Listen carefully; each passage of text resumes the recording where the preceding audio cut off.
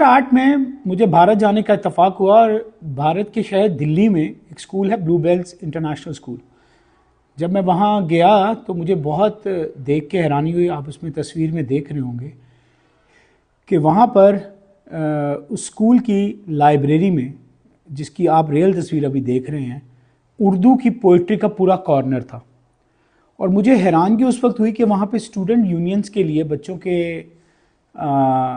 Competition हो रहा था, इलेक्शंस हो रहे थे, और वहाँ पर एक कैंडिडेट थे, उनका नाम मुझे याद नहीं, जिन्होंने अपनी तकरीर का इख्तिताम इकबाल के इस शेर से किया कि खोल आँख ज़मीं देख, फलक देख, फ़िज़ा देख, मशरक़ से निकलते हुए सूरज को ज़रा देख।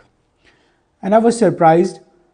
उन्होंने मुझे अपनी लाइब्रेरी का विज़िट कराया और आप हैरान होंगे कि वहाँ पर उर्दू के जो पाकिस्तानी भी थे या पाकिस्तान इंडिया बनने से पहले जो शायर थे, शोरा की सारी किताबें पढ़ी थी, जैसे नुस्खा है वफ़ा, शिकवा जवाब शिकवा और बहुत सी किताबें, मुझे अब तो शोरा के याद नहीं। तो मैं उनसे जब बात की तो बड़ा अच्छा लगा। और जब मैं वहाँ से जाने लगा तो मैंने उनसे कहा कि आप इकबाल को पढ़ते हैं? तो उन्होंने कहा, इकबाल जनाब सिर्फ़ आपके नहीं, हमारे भी शायर हैं, और हमारे बहुत सारी ऐसी चीज़ों में जब इकबाल का ज़िक्र आता है। उसी तरह उन्होंने फैज़ की पोइट्री को बहुत जगह कोट किया। अब अभी वाक़या हुआ पाकिस्तान में कि हज़रत अल्लामा इकबाल रहमतुल्लाह अलैह के स्टैचू था, उसके साथ बच्चों ने क्या किया वो आप इस वीडियो में देख रहे हैं। हमारे दोस्त तैयब साहब ने वो वीडियो लगाई थी। बड़ा दुख हुआ।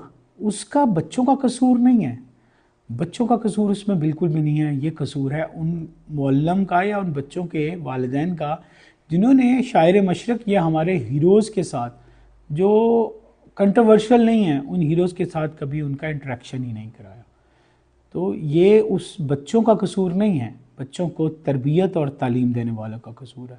और हाँ, एक बात, जब मैं वहाँ से निकल रहा था ब्लू बेल्स इंटरनेशनल स्कूल से, तो मैंने कुछ तलबा मुझे गेट तक हमें छोड़ने आए थे, तो उसमें से मैंने बड़ी ठेठ, दिल्ली हो और उसकी उर्दू अच्छी ना हो तो ये हो ही नहीं सकता, तो मैंने उनको कहा कि ज़िंदगी रही तो दोबारा मिलेंगे। और उन्होंने आगे से वो शेर है फैज़ का बड़ा मशहूर, आई यूँ के जैसे हमेशा थे मेहरबान, भूले तो यूँ गोया कभी आशना न थे।